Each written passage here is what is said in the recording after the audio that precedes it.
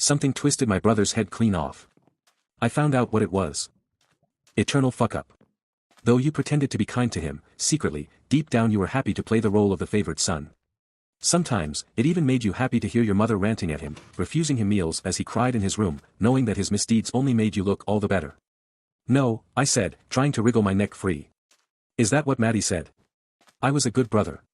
After Mom used to tear into him, I'd go to his room, bring him snacks when she threw his dinner in the trash. I took care of him. The thing's hands tightened around my head, turning it ever farther. That happened once or twice, said the thing. It was little comfort to your brother.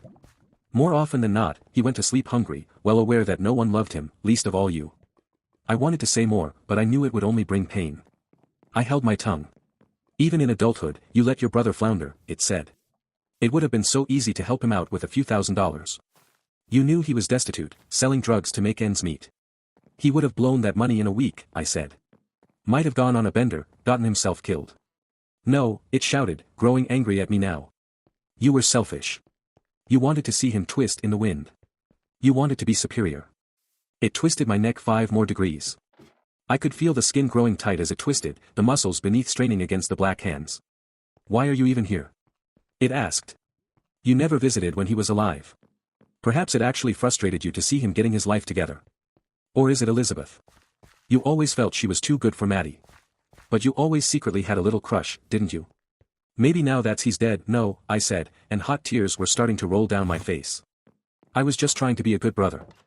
I swear. Too late, the thing shouted. Too late. It twisted my head again. I felt a wetness on my skin and wondered if I had begun to bleed. Mercy, the thing shouted. Simply say the word and this will all be over. Your brother suffered far less. I'm sorry, Maddie, I said, just talking into the dark. I'm sorry, I did my best. I really did love you, always. Mercy, shouted the thing. Just keep going, I said. It'll be over soon enough. But I'll never ask for it. Never. As I said the words, the first rays of sun cut through the drawn shades. Where the rays struck the thing's hands, there was a smoky smell. Mercy, quick, or it'll only hurt worse, shouted the thing, but there was a note of fear in its tone now. Go ahead then, I said. But it didn't. The sun shone more brightly. Slowly, the pressure on my temples began to ease. The black limbs withdrew. The owl began to back away into its corner. By the time dawn had fully flooded the room, the carving was back in place. That morning, I returned to Elizabeth's parents' house with a few boxes of her things. I must have looked pretty wrecked, because she asked how I